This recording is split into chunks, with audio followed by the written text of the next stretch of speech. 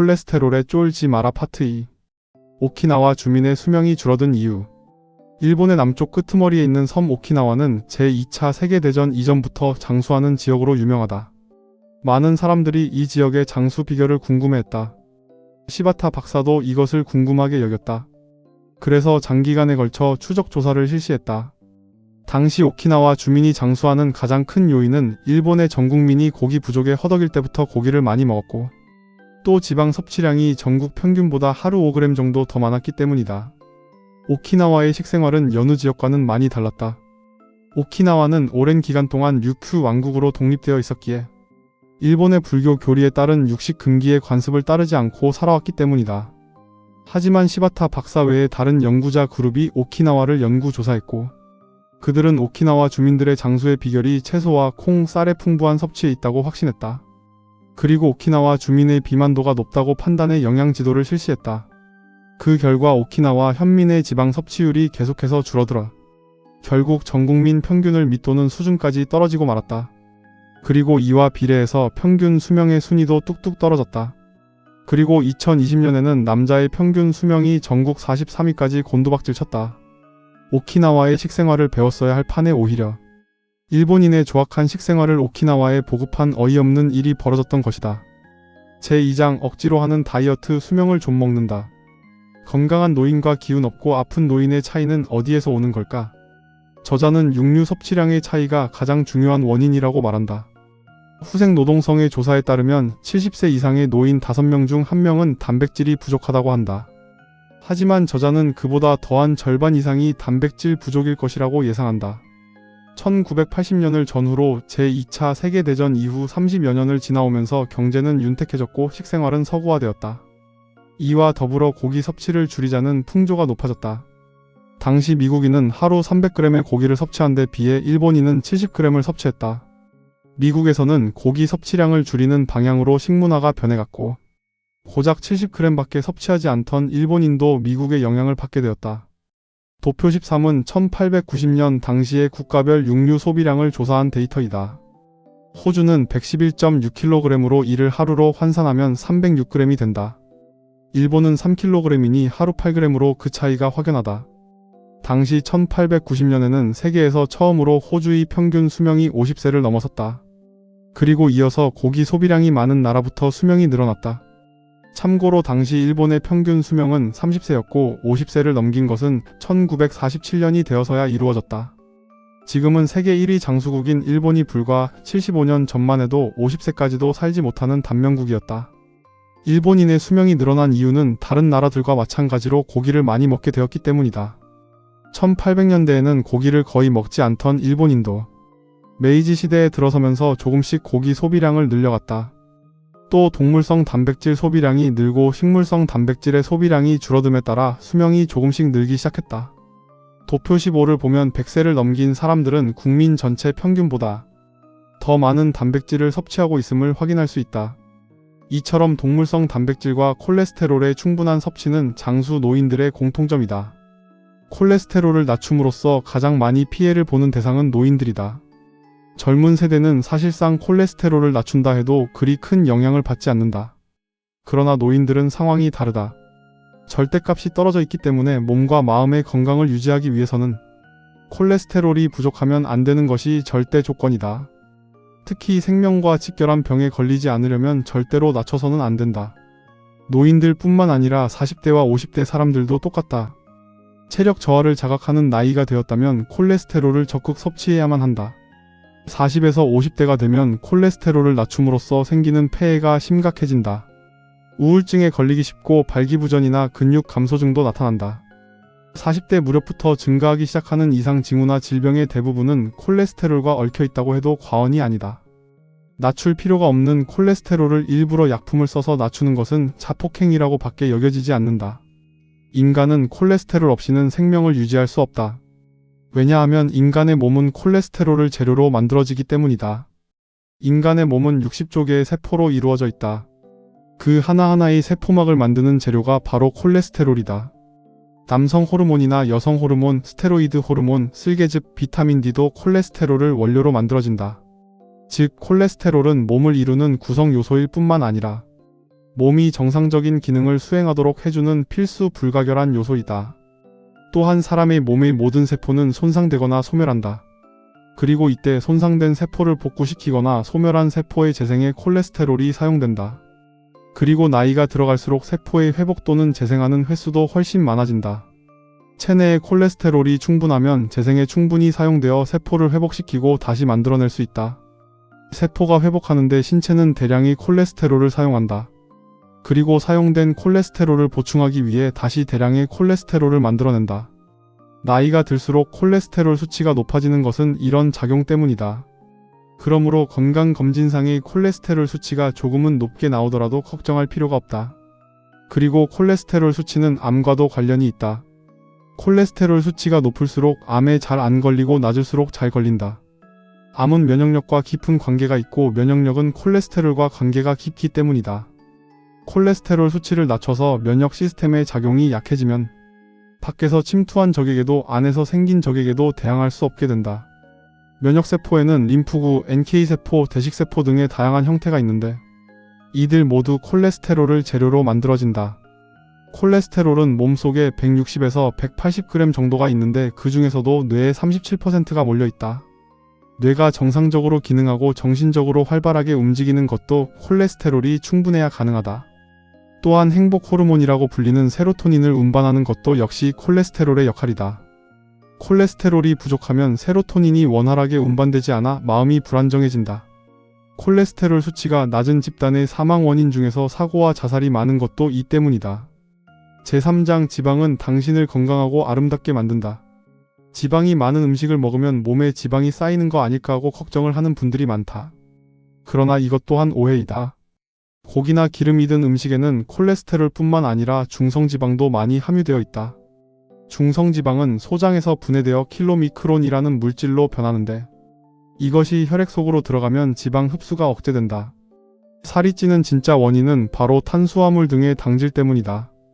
탄수화물의 당은 소장에서 분해된 후 포도당이 되어 혈액 속으로 들어가 온몸을 돌아다닌다.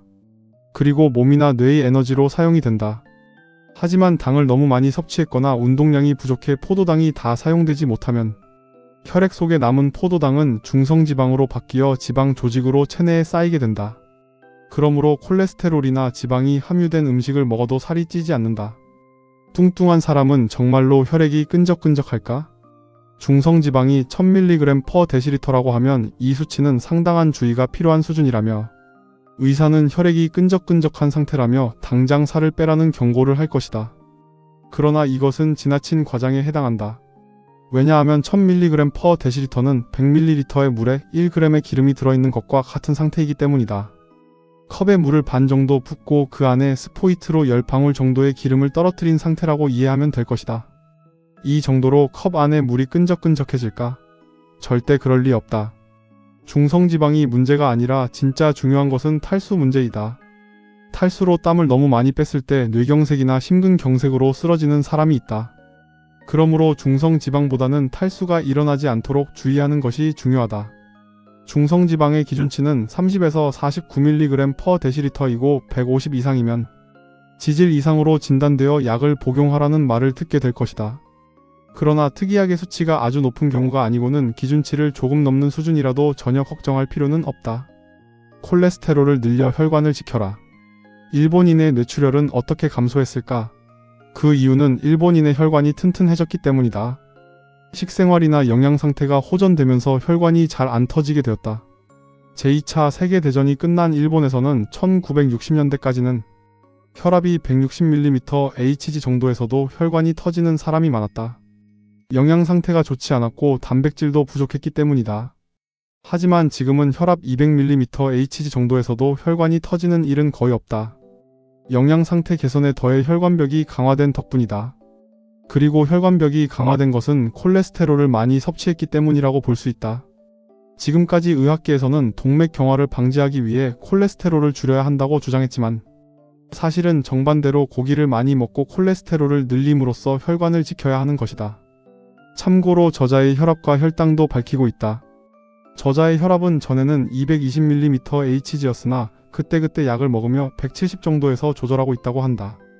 혈당은 600mg/dl였는데 걷기와 스쿼트를 통해 300 이하로 낮추고 혈당이 300 이상일 때는 약을 복용하고 있다고 한다. 중성지방은 600mg/dl 정도라고 한다. 스스로의 판단과 책임하에 저자는 상당히 높은 수치와 함께 생활을 해가고 있다. 나이와 콜레스테롤. 음식으로 콜레스테롤을 줄이는 것은 무의미하다. 그럼에도 충분히 먹어서 챙겨야 하는 이유는 노화에 있다. 인간은 나이를 먹음에 따라 노화가 일어난다. 그러면 콜레스테롤 생산량이 조금씩 줄어든다. 또한 노화로 인한 세포의 손상이 더 많아져서 세포의 회복과 재생에 더 많은 자원이 필요하다. 그런데 간에서 생성하는 콜레스테롤의 양도 노화에 따라 줄어들게 된다. 그러면 이 상황을 개선하기 위해서 우리는 음식물을 통해 콜레스테롤을 섭취해야만 한다. 고기, 생선, 달걀, 우유 등등 100세를 넘긴 사람들이 장수하고 기운을 유지할 수 있었던 것도 그들이 젊은이들보다 더 잘 챙겨 먹었기 때문이다. LDL과 HDL의 차이. 콜레스테롤에는 LDL 콜레스테롤과 HDL 콜레스테롤이 있다. 먼저 LDL 콜레스테롤은 저밀도 지질 단백질로 간에서 생성한 콜레스테롤을 온 몸 구석구석으로 나르는 수송체라고 이해하면 쉽다. 필요한 곳으로 배송해주는 것이 LDL이다. 반면에 HDL 콜레스테롤은 고밀도 지질 단백질로 혈관 안에 남아도는 콜레스테롤을 수거하여 간으로 돌려보내는 수거 차량이라고 생각하면 된다. 불필요한 콜레스테롤을 회수하여 간으로 보내고 혈관을 치워주기 때문에 좋은 콜레스테롤이라고 불린다. 그런데 최근에는 LDL 콜레스테롤의 기능도 재평가되고 있다. 혈관에서 생기는 문제를 해결하기 위한 소방대원으로 보는 시각이 점점 힘을 얻고 있다. 즉 LDL 콜레스테롤이 혈관의 문제의 원인이 아니라 문제가 생긴 혈관의 문제 해결사로 투입되어 남은 증거로 보는 시각이다.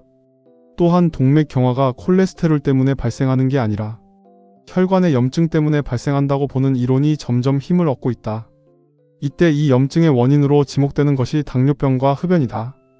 새로운 가설에 의하면 동맥경화가 혈관 염증과 노화에 의해 진행되는데 이때 혈관에 염증이 발생하고 그러면 LDL 콜레스테롤이 이 혈관의 상처를 치료하기 위해 들러붙는다는 것이다.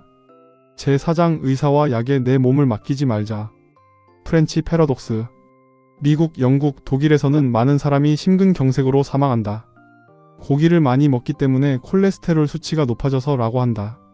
그런데 고기를 많이 먹고 콜레스테롤 수치도 높은 프랑스와 이탈리아에서는 심근경색으로 사망하는 사람이 적다.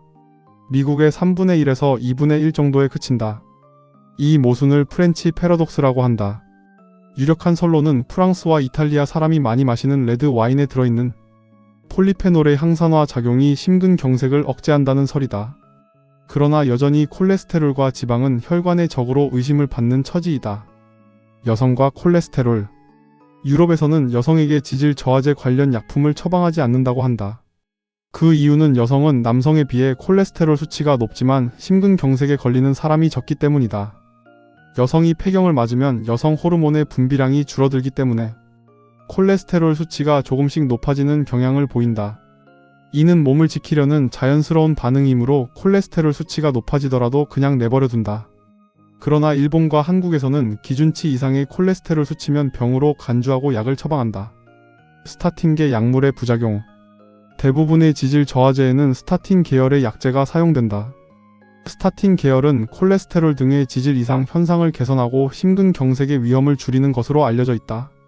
그러나 그만큼 부작용도 많다. 흔하게 보고되는 증상으로는 근육계 이상 현상으로 심각한 어깨 결림, 전신 근육 통증, 근력 저하 등 괴로운 증상이 나타난다. 근육계 부작용 중에서도 제일 중요한 것은 횡문근 융해증이다. 풀이하면 근육이 녹아버리는 병이다. 콜레스테롤은 간에서 생성되는데 스타틴은 바로 이간에 영향을 주어 콜레스테롤의 생성을 막는다. 그러면 콜레스테롤 수치가 떨어지고 몸은 에너지가 부족해진다. 그러면 이를 보충하기 위해 근육에 있는 단백질을 녹여 사용한다. 이것이 바로 횡문근 융해증이다. 그리고 근육이 녹는 과정에서 통증이 발생한다. 그리고 시간이 조금 더 지나면 갈색 소변이 나오고 증상이 심해지면 근육량이 줄어들어서 일상생활에 지장을 주게 된다. 스타틴의 부작용은 이뿐만이 아니다. 간 기능 장애, 황달, 혈소판 감소 등이 나타난다. 또한 콜레스테롤의 부족으로 의욕 저하, 피로, 나른함, 집중력 저하, 기억력 저하, 수면장애, 성기능 장애 등도 나타날 수 있다. 사망률이나 암 발생 위험도 올라가고 우울증이나 치매 증상이 나타나거나 악화된다. 그러므로 검사 수치만 보고 약을 복용하는 일은 피하는 것이 좋다. 제5장 건강 수명을 늘리는 식사학. 어떻게 먹는 것이 좋을까? 시바타 박사가 정리한 식생활 지침 14개조를 참고하면 도움이 된다. 장수한 사람에게 배우는 식생활 지침 14개조. 1. 1일 3식의 균형을 잘 맞춘다. 2. 동물성 단백질을 충분히 섭취한다. 3. 생선과 고기의 섭취는 1대1 비율로 한다. 4. 다양한 종류의 고기를 섭취한다. 5. 지방류를 충분히 섭취한다. 6. 우유를 매일 마신다. 7. 녹황색 채소나 뿌리 채소 등 다양한 채소를 먹고 과일을 적당량 먹는다. 8. 식욕이 없을 때는 반찬을 먼저 먹고 밥은 남긴다. 9. 조리법이나 보관 방법을 숙달한다. 10. 식초, 향신료, 향미, 채소를 충분히 혼식한다. 11. 일식, 중식, 양식 등 다양한 요리를 혼식한다. 12. 함께 식사하는 기회를 많이 만든다. 13. 씹는 힘을 유지하기 위해 의치를 정기적으로 검사받는다. 14. 건강 정보를 적극적으로 활용한다. 충분한 단백질 섭취. 일반적으로 하루 단백질 섭취 권고량은 본인 몸무게 킬로그램당 1g이다. 체중 60kg인 사람의 권장량은 60g이다. 그리고 60세를 넘기면 1.2g으로 계산한다. 60kg인 사람의 경우 1.2g으로 계산하면 72g이 된다. 72g이라고 하면 먹기 쉬운 양이라고 생각하겠지만 고기에 함유된 단백질의 양은 고기의 20% 수준밖에 안 된다. 따라서 72g의 단백질을 섭취하기 위해서는 360g의 고기를 먹어야 한다. 단백질은 우리 몸의 살과 뼈, 피부가 된다. 또한 면역세포나 호르몬, 세포의 기능에 중요한 효소 등의 재료가 되기도 한다. 고기 이외에도 단백질의 공급원은 많지만 그럼에도 고기를 추천하는 이유는 고기의 콜레스테롤 함유량이 다른 식품보다 많이 들어있기 때문이다. 고기를 먹음으로써 콜레스테롤을 효과적으로 섭취할 수 있다. 게다가 단백질뿐만 아니라 지방도 한 번에 섭취할 수 있다는 점 때문에 고기는 나이든 사람들에겐 최고의 음식인 셈이다. 전체적으로 살펴본 것처럼 이 책은 조작된 지질가설이라는 건강상식 위에 세워진 콜레스테롤 유해설의 문제를 제기하고 있다. 1953년 발표된 안셀키스 박사의 지질가설이 가공당을 생산하는 식품업계의 로비에 힘입어 정설로 자리잡으며 콜레스테롤의 억울한 누명은 현재까지도 계속되고 있다. 최근 연구를 통해 거듭 밝혀지는 것은 콜레스테롤은 우리 몸에 필요한 필수 물질이지 전혀 해로운 것이 아니라는 점이다. 그럼에도 많은 사람들이 기존 50년 동안 믿어왔던 대로 콜레스테롤 수치가 기준치보다 높으면 심혈관 질환에 걸릴 거란 공포에 휩싸여서 스타틴 약을 복용하기 시작한다. 저자는 꼭 복용을 하고 싶다면 본인의 의견에 따라 복용하면 되지만 그 전에 콜레스테롤이란 것이 과연 그렇게 위험한 것인지 한번 알아보고 나서 약을 복용하기를 강력하게 권하고 있다. 그리고 이 책을 통해서 콜레스테롤 수치에 공포를 느끼지 않고 오히려 우리 몸에 꼭 필요한 물질이라는 점을 깨닫기를 바라고 있다. 고지혈증 약을 복용하려고 하시는 분들이나 이미 복용했지만 끊고 싶은 분들이라면 이 책을 읽어보고 다시 한번 생각해 볼 시간을 가지시길 권하고 싶다.